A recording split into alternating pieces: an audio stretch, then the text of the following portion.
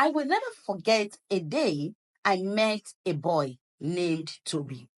He was just about 5 years old, tiny, with eyes full of wonder. While other kids in the class raced around with blocks, with toys, Toby sat quietly in the corner, drawing spirals, shapes, and he was so serious with what he was doing. Over and over again, he was just there, and this caught my attention. His teacher realized that I was interested in this boy, and his teacher said to me, Toby doesn't play much. He's always in his own world. I think something might be wrong with him. Bert, I leaned in. I watched. I asked questions. And do you know what I discovered? Toby wasn't withdrawn. He was focused. He wasn't even bored. He was brilliant. Inside those spirals were designs, thought out, intentional, symmetrical designs. Toby wasn't disinterested in play. He was designing his own universe. When I asked him, he told me he was building a city in his mind. And he added that, do you know that kind of city that everything makes sense? Wow. In that moment, something shifted in me, and I began to wonder how many Toby have been misunderstood. How many children have been told to speak louder, to sit still, to be like their friends, to do like others, when all they needed was a safe space to unfold.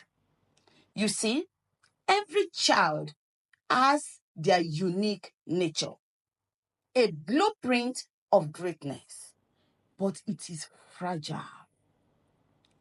and it often doesn't shout, it whispers. And if we don't listen carefully, we risk replacing it with our ambitions, with our fears, and our need to control. I want to ask you today, are you nurturing the child that you hoped for, or the one that you wish that you have, or the one you already have? Are you that nurturer who want to hear a child talk like Bayo, read like Amaka, and act like the child next door? What if parenting success isn't about shaping your child to an image? What if it is about unveiling who they already are and refining it? What if it's about listening when there is silence, to see potential, even when it's wrapped in something unfamiliar?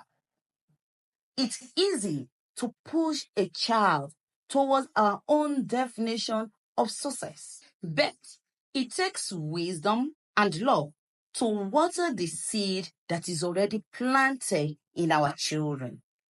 Maybe your child is not too sensitive. Maybe they are gifted with the gift of empathy. Maybe they are not too energetic. Maybe they are wired to lead. Maybe they are not too quiet, but they are called to listen deeply before they speak. So today, I want you to look again.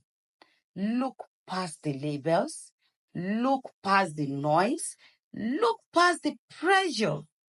See your child, not through the lens of who you want them to be, but through the lens of who they are already. Because children do not need us to fix them, they need us to know them. And once they are known, they begin to bloom in their own way, at their own time. Do you enjoy your time listening to me today? If you do, please do not forget to share to like and write in the comment section what is that one thing that you will do differently